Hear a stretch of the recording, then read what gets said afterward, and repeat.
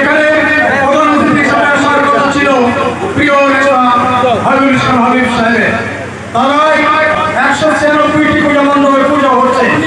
তিনি আজ 3 দিন অক্লান্ত পরিশ্রম করে আজকের প্রত্যেকটি পূজা মণ্ডপে তার সফর তিনি শেষ করবেন। আমরা তার প্রতিনিধি হিসাবে তার সহধর্মিনী সহ আপনাদের মাঝে এসেছি। এখানে এই ইউনিয়নের যারা নেতৃবৃন্দ রয়েছেন, আমরা মনে হয় এবার আমরা আমাদের কথা রক্ষা করতে পেরেছি। বিগত বছর আমাদের এমপি মহোদয় কারাগার থেকে বেরিয়ে আসার অল্প বহিত পরেই দুর্গা পূজা অনুষ্ঠিত হলো। আমরা এই মণ্ডপে যখন এসেছিলাম তখন প্রায় 3টার বেশি, এবং এখানকার আমাদের বিএনপি এবং যুবদলের নেতৃবৃন্দ এখানে উপস্থিত ছিল। আমরা লজ্জিত হয়েছিলাম, তীর্থের কাকের মতো চেয়েছিল। এবার মন্টু ভাই আমাদের কাছে বলছিলেন, গতবার আমরা সর্বশেষ পূজা মণ্ডপ হিসাবে আমরা বিবেচিত হয়েছিলাম, এবার আমরা প্রথম হতে চাই। আমরা প্রথম হতে না পারলেও আমরা বলেছিলাম 9টার মধ্যে এখানে আসবো, আমরা সেখানে এসেছি। হয়তো 5 মিনিট দেরি হয়েছে, তার জন্য আপনাদের কাছে আমরা ক্ষমা চাচ্ছি। তবে একটি জিনিস পরিধানযোগ্য, আমরা এই মণ্ডপে এসে অভিভূত হয়েছি।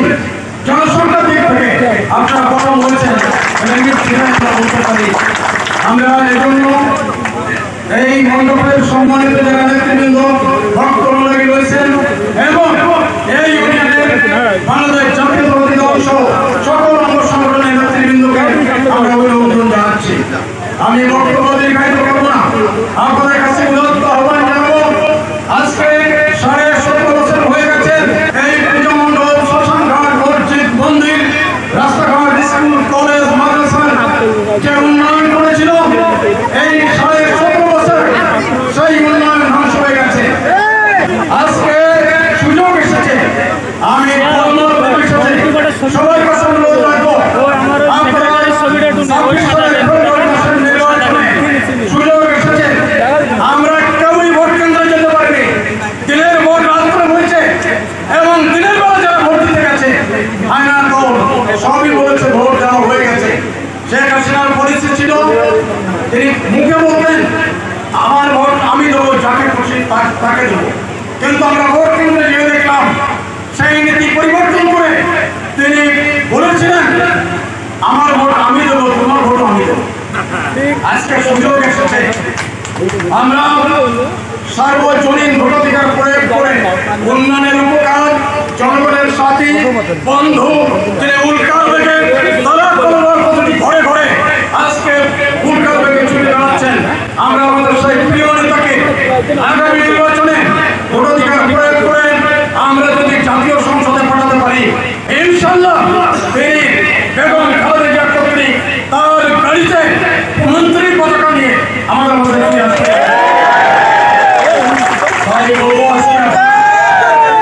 আপনারা লক্ষ্য করে দেখুন, আজকে সামনে যে নির্বাচনটি হবে, স্বাধীনতার পক্ষে একমাত্র শক্তি আজকে বাংলাদেশ জাতীয়তাবাদী দল। প্রতিষ্ঠাতা সেক্টর কমান্ডার যার প্রতিষ্ঠাতা স্বাধীনতা ঘোষণা করেছিলেন, আমি সবাইকে আহ্বান জানাবো স্বাধীনতার পক্ষে সেই শক্তিকে ভোট দিয়ে আজকে আপনারা প্রমাণ করবেন। চন্দনপুর ইউনিয়ন বিএনপির ঘাঁটি, চন্দনপুর ইউনিয়ন খালেদা জিয়ার ঘাঁটি, তারেক রহমানের ঘাঁটি, হাবিবুল ইসলামের ঘাঁটি। আপনারা যারা শারদীয় যুগ উৎসব পালন করছেন, আমরা আহ্বান রাখবো আপনাদের পূজা নিশ্চয়ই সার্থক হয়েছে, সফল হয়েছে এবং প্রতি বছর এই দুর্গা পূজা যখন আসবে আপনারা আনন্দ উৎসব করবেন, আমরা আপনাদের সাথে আনন্দ উপভোগ করবো।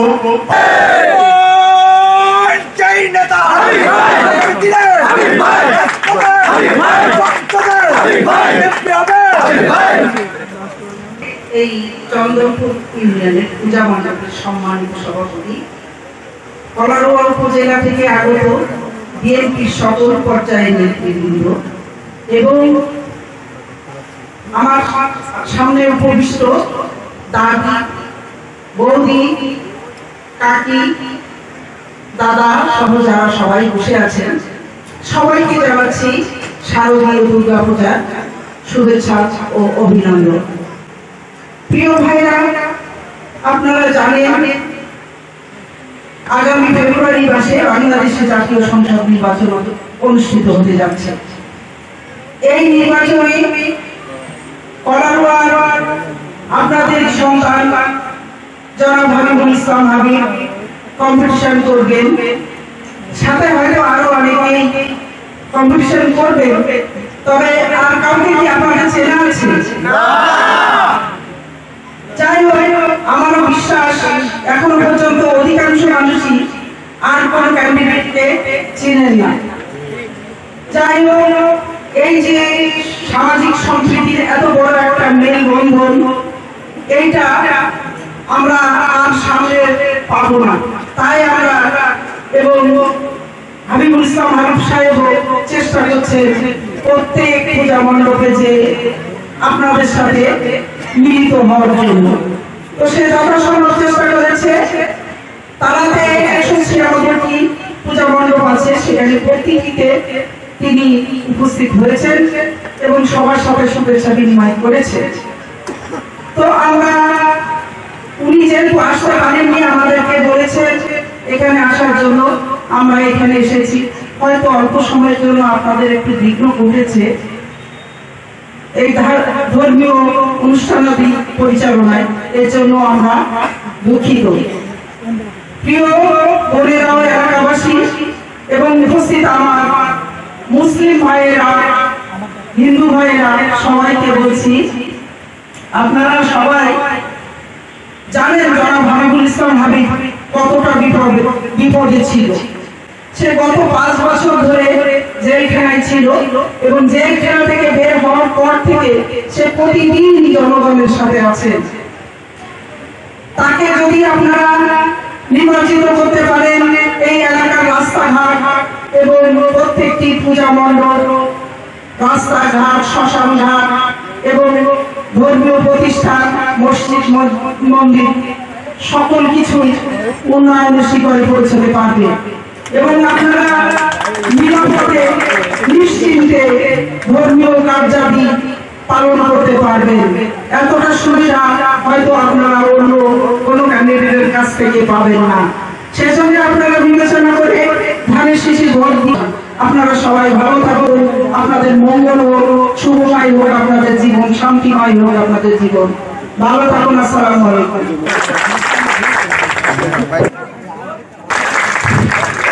উপস্থিত সকলকে নমস্কার জানাচ্ছি।